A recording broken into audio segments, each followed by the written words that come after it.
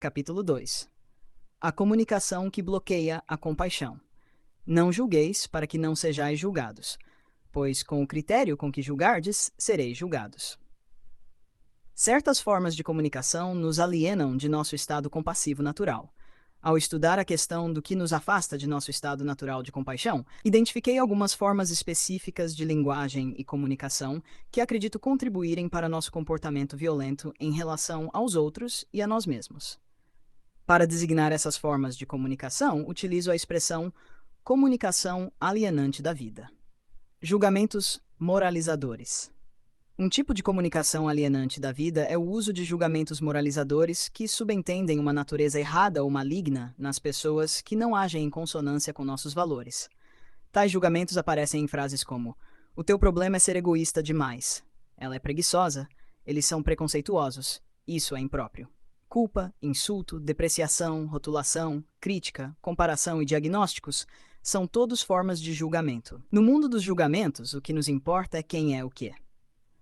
Certa vez, o poeta Sufi Rumi escreveu: "Para além das ideias de certo e errado, existe um campo. Eu me encontrarei com você lá." No entanto, a comunicação alienante da vida nos prende num mundo de ideias sobre o certo e o errado. Um mundo de julgamentos, uma linguagem rica em palavras que classificam e dicotomizam as pessoas e seus atos. Quando empregamos essa linguagem, julgamos os outros e seu comportamento, enquanto nos preocupamos com o que é bom, mal, normal, anormal, responsável, irresponsável, inteligente, ignorante, etc. Analisar os outros é, na realidade, uma expressão de nossas necessidades e valores. Muito antes de ter chegado à idade adulta, aprendi a me comunicar de uma maneira impessoal que não exigia que eu revelasse o que se passava dentro de mim. Quando encontrava pessoas ou comportamentos de que não gostava ou que não compreendia, reagia considerando que fossem errados. Se meus professores me determinavam uma tarefa que eu não queria fazer, eles eram medíocres ou estavam exorbitando.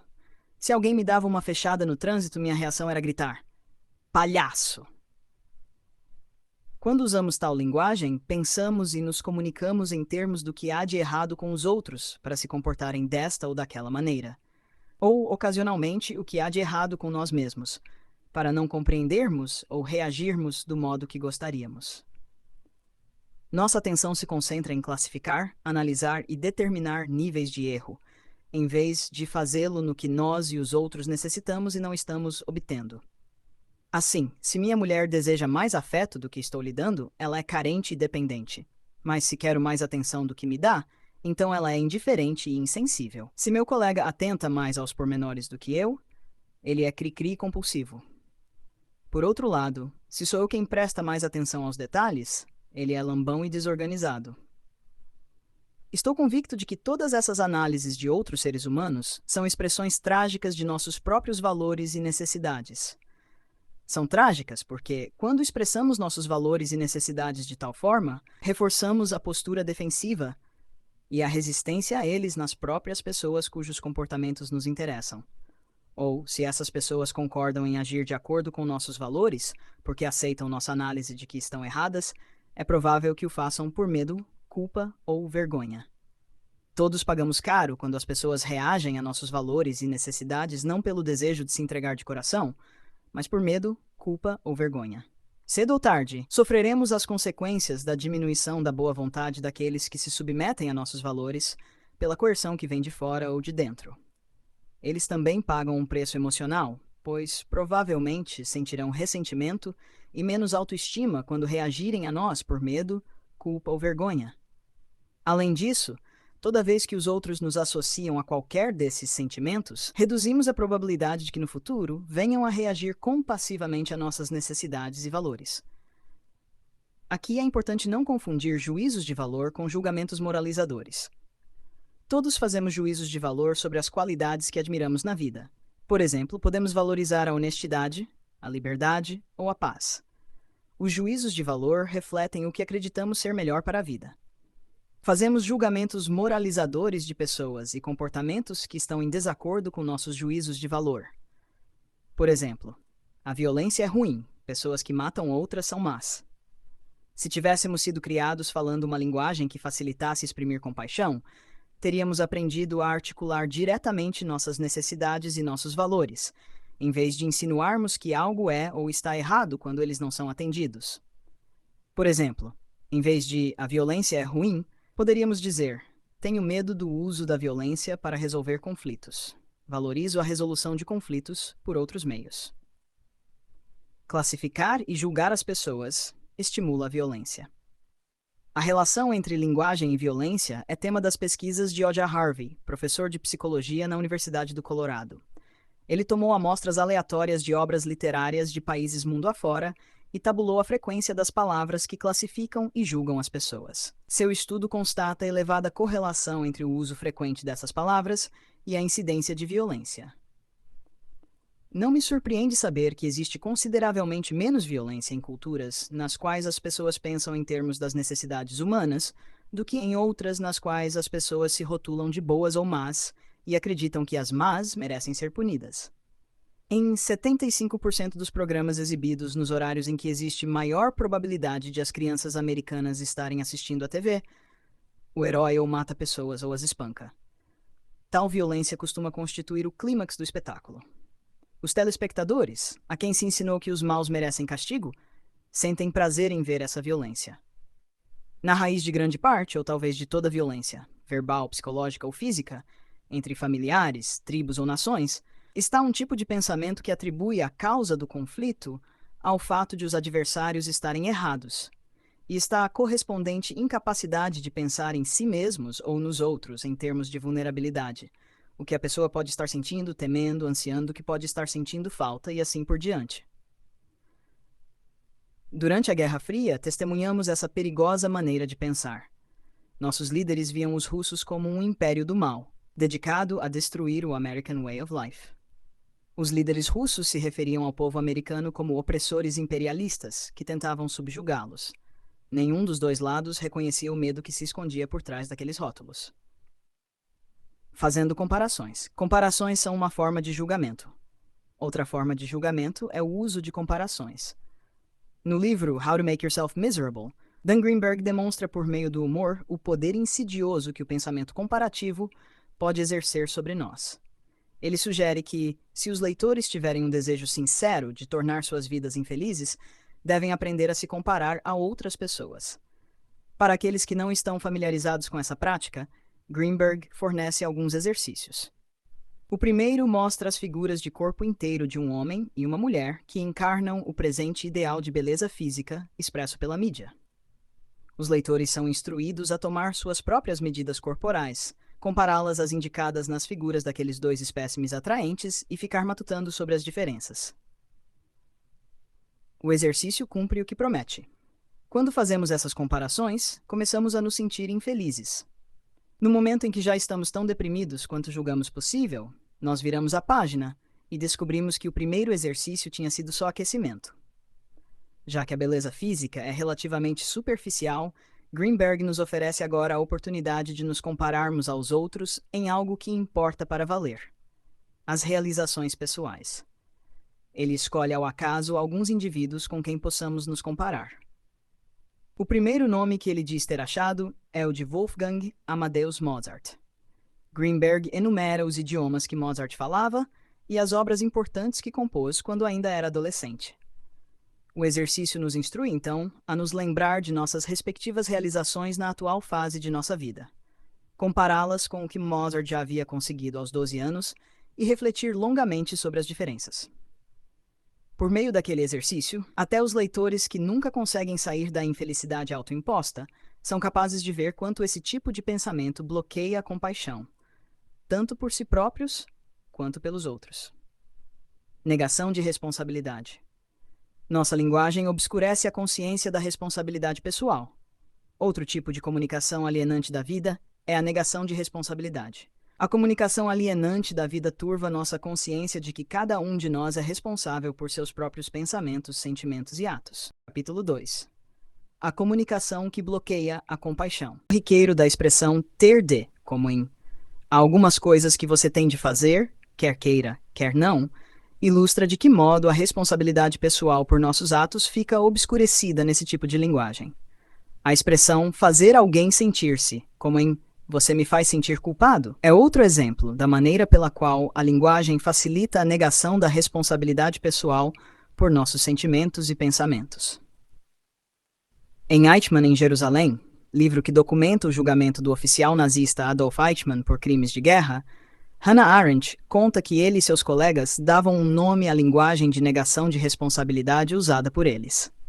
Chamavam-na de Amtssprache, que se poderia traduzir livremente como linguagem de escritório, ou burocratês. Por exemplo, se lhe perguntassem por que ele tomara certa atitude, a resposta poderia ser: tive de fazer isso. Se lhe perguntassem por que teve de fazer, a resposta seria: ordens superiores. A política institucional era essa, era o que mandava a lei.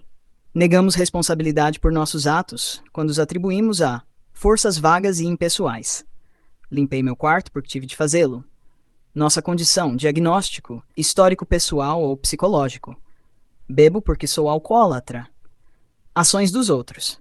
Bati no meu filho porque ele correu para a rua. Ordens de autoridades. Menti para o cliente porque o chefe me mandou fazer isso. Pressão do grupo. Pressão do Gmar, porque todos os meus amigos fumavam. Políticas, regras e regulamentos institucionais. Tenho de suspender você por conta dessa infração. É a política da escola. Papéis determinados pelo sexo, idade e posição social.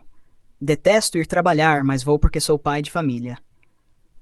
Impulsos incontroláveis. Fui tomado por um desejo de comer aquele doce.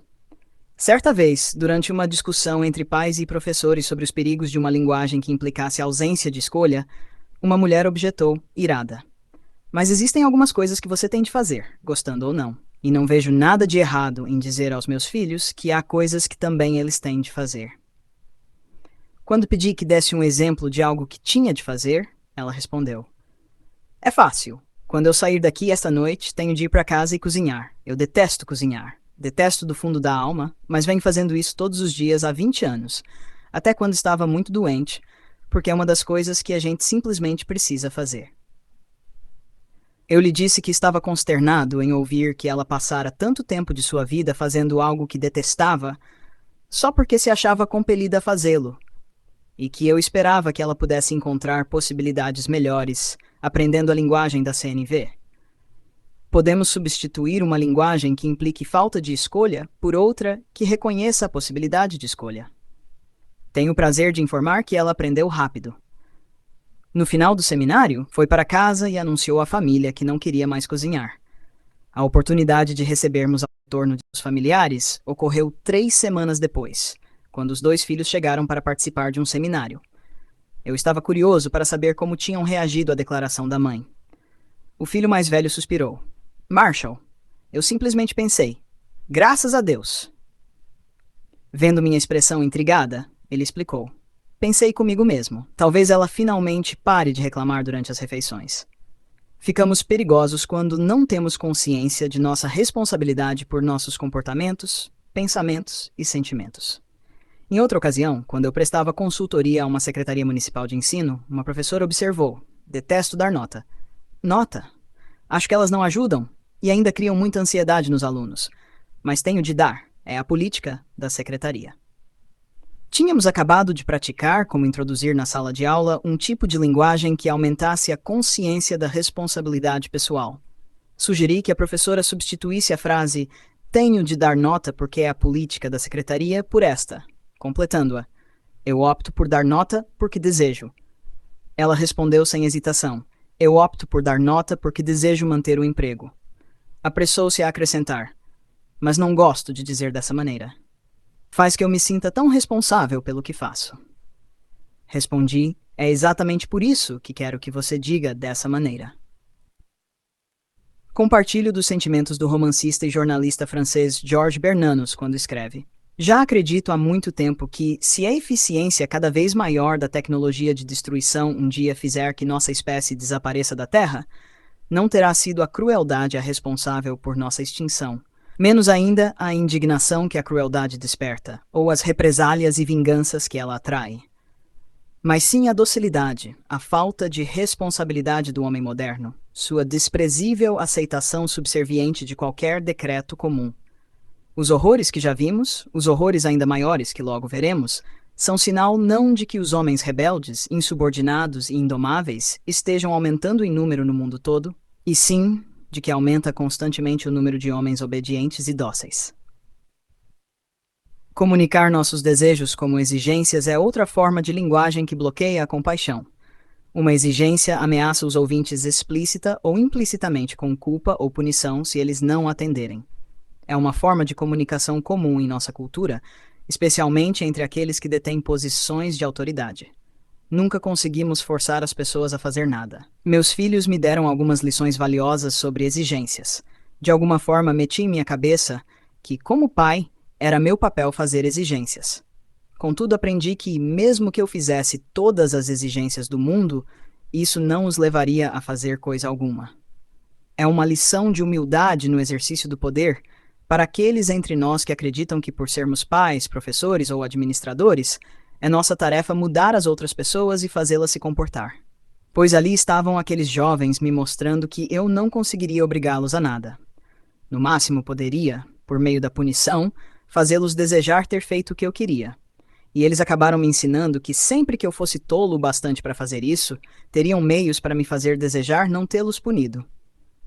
Voltaremos a esse assunto quando aprendermos a diferenciar pedidos e exigências, parte importante da CNV. O pensamento baseado em quem merece o quê bloqueia a comunicação compassiva. A comunicação alienante da vida também se associa ao conceito de que certos atos merecem recompensa e outros punição. Tal forma de pensar se expressa pelo verbo merecer, como em João merece ser punido pelo que fez. Ela presume maldade da parte das pessoas que se comportam de determinadas maneiras e demanda alguma punição para fazê-las se arrependerem e se emendarem. Acredito ser do interesse de todos que as pessoas mudem não para evitarem punições, mas por perceberem que a mudança as beneficiará. A comunicação alienante da vida tem profundas raízes filosóficas e políticas.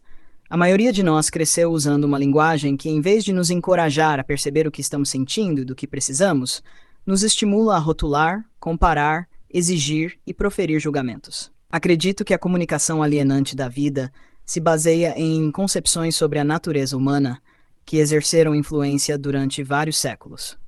Tais visões dão ênfase à nossa maldade e nossa deficiência inatas, bem como a necessidade de educar para controlar nossa natureza inerentemente indesejável.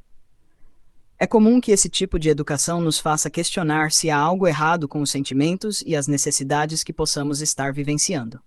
Aprendemos desde cedo a isolar o que se passa dentro de nós. A comunicação alienante da vida tanto se origina de sociedades baseadas na hierarquia ou dominação, quanto sustenta essas sociedades. Onde quer que uma grande população se encontre controlada por um número pequeno de indivíduos, para o benefício desses últimos, é do interesse dos reis, czares, nobres, etc. Que as massas sejam educadas de forma tal que a mentalidade delas se torne semelhante à de escravos. A linguagem do